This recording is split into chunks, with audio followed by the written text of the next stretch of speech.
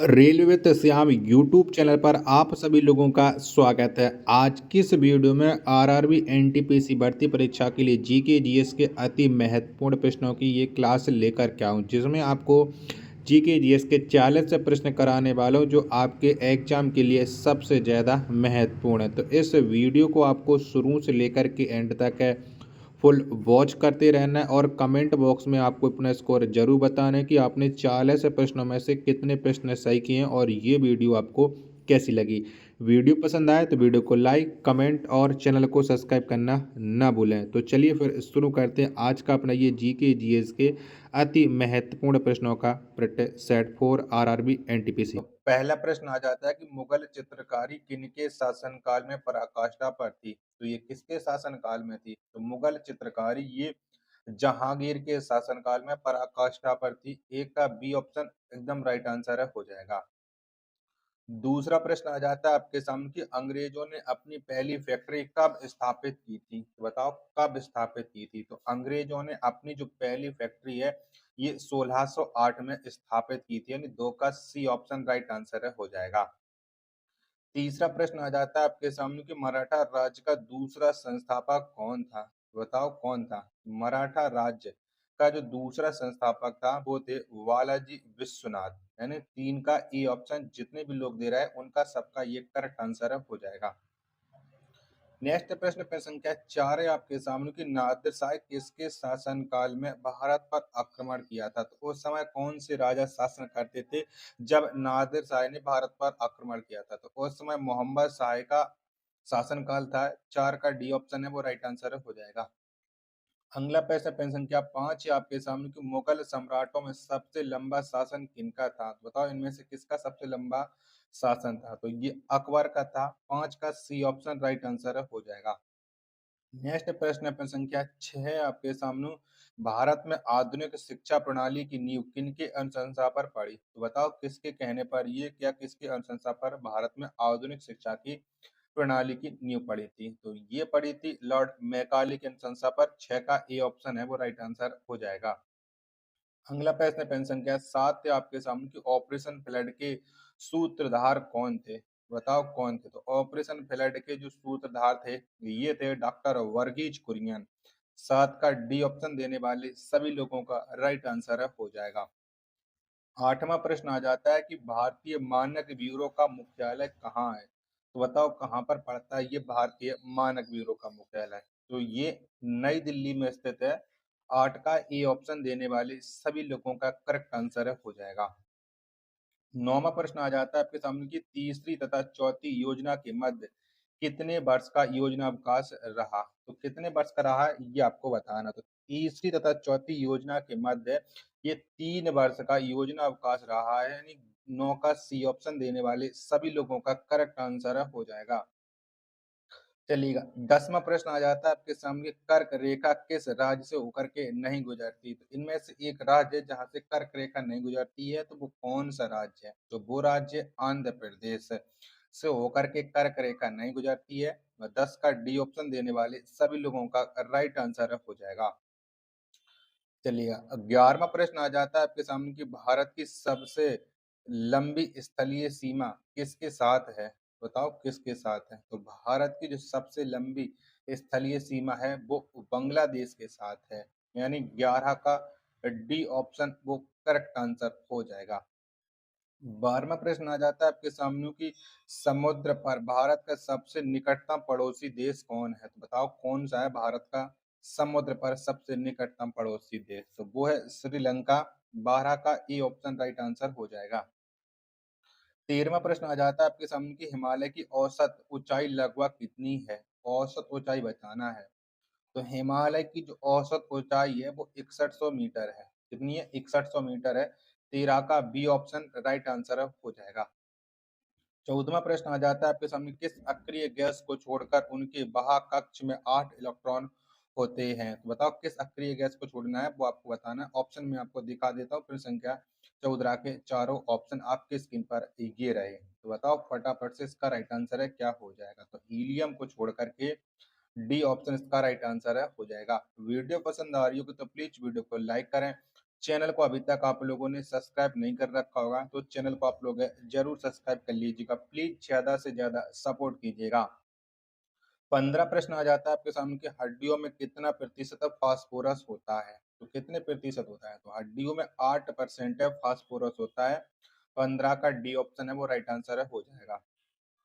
16वां प्रश्न आ जाता है आपके सामने कि किस गैस से सड़ी मछली की तरह गंध आती है। तो बताओ किससे आती है, ये आपको बताना है। तो ओजोन से, किससे, सॉरी ओजोन मीथेन से सड़ी हुई गैस सड़ी मछली की तरह गंध आती है, यानी 16 का ए ऑप्शन राइट आंसर है, हो जाएगा।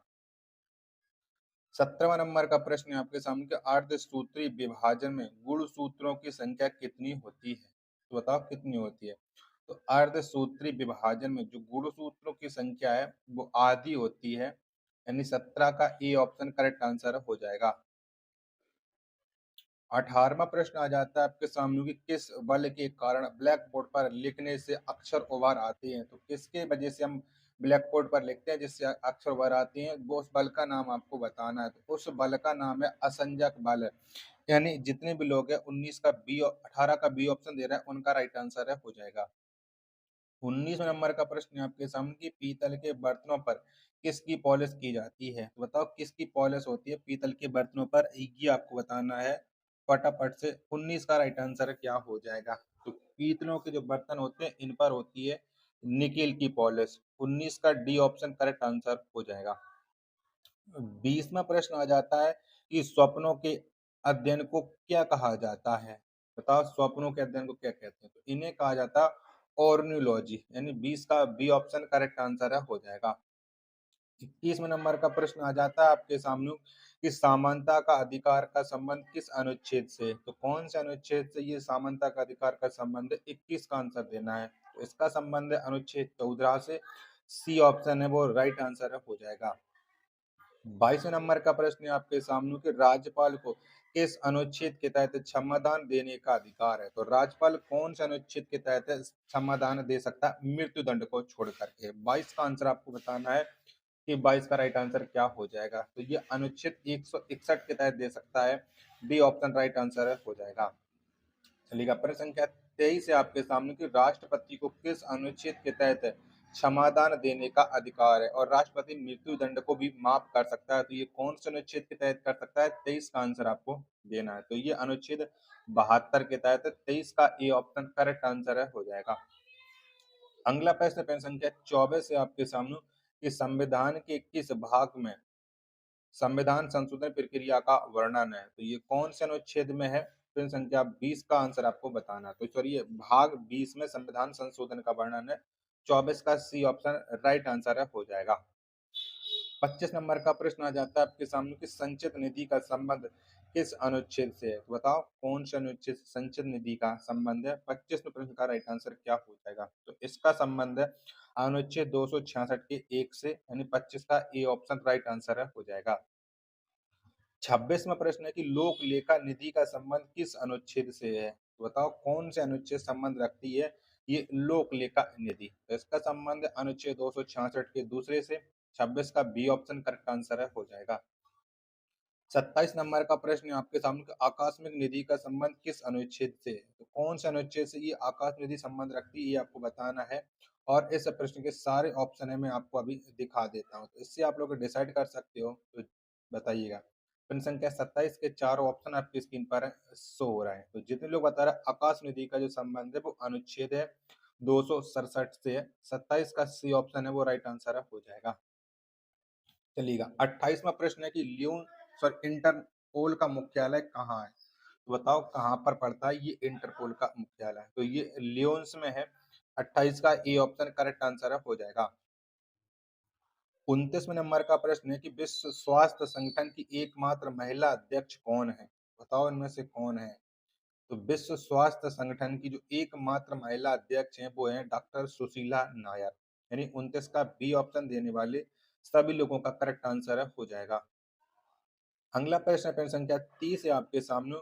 भारत भारती के लेखक कौन है। बताओ किसने इस भारत भारती नामक पुस्तक को लिखा है। प्रश्न संख्या 30 का राइट आंसर क्या हो जाएगा। तो भारत भारती के जो लेखक है वो मैथिली शरण गुप्त हैं, यानी 30 का डी ऑप्शन करेक्ट आंसर है, हो जाएगा। 31 नंबर का प्रश्न आ जाता है कि बुडापेस्ट किस नदी के तट पर बसा है? बताओ कौन सी नदी के तट पर ये बुडापेस्ट है? 31 का राइट आंसर क्या हो जाएगा? तो बुडापेस्ट ये डेन्यू नदी के तट पर स्थित है।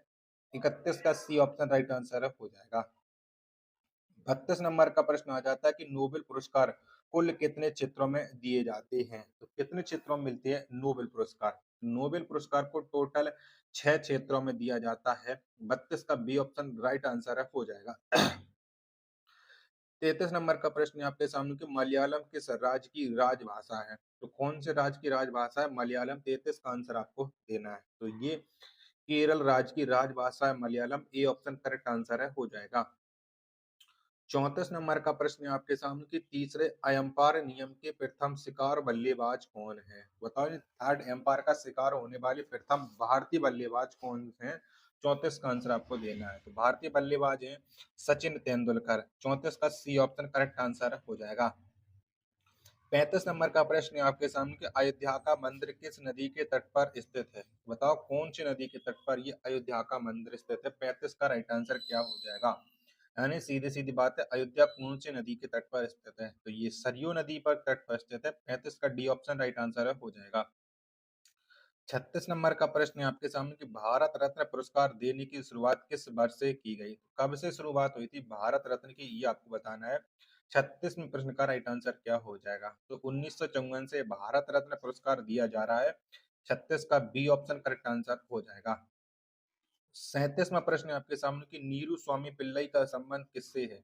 तो बताओ किससे संबंध रखते हैं ये नीरू स्वामी पिल्लई? 37 का राइट आंसर क्या हो जाएगा? तो नाद स्वरम से संबंध रखते हैं नीरू स्वामी पिल्लई। 37 का सी ऑप्शन करेक्ट आंसर है हो जाएगा। 38वां प्रश्न आ जाता है आपके सामने कि नंदा देवी पर्वत किस राज्य में स्थित है? तो कौन से राज्य में ये नंदा देवी पर्वत है? 38वें प्रश्न का आंसर आपको बताना है। तो ये उत्तराखंड राज्य में नंदा देवी पर्वत है। 38 का बी ऑप्शन करेक्ट आंसर हो जाएगा। 39वां प्रश्न है आपके सामने कि दिल्ली किस नदी के किनारे बसा है? तो बताओ दिल्ली कौन सी नदी के तट पर स्थित है? तो दिल्ली यमुना नदी के किनारे बसा हुआ है। 39 का सी ऑप्शन करेक्ट आंसर हो जाएगा। प्रश्न संख्या 40 और अंतिम प्रश्न है आज की इस वीडियो का और इस प्रैक्टिस सेट का कि कटक किस नदी के किनारे बसा है? तो उड़ीसा का जो शहर है वो कटक कौन सी नदी के तट पर है? तो ये महानदी के तट पर है। 40 का डी ऑप्शन करेक्ट आंसर है हो जाएगा। आशा करता हूँ कि आपको ये वीडियो जरूर पसंद आई होगी, तो वीडियो को लाइक कमेंट और चैनल को सब्सक्राइब करना न भूलें। मिलते फिर अपने एक और नेक्स्ट वीडियो के साथ, तब तक के लिए धन्यवाद। जय हिंद, वंदे मातरम।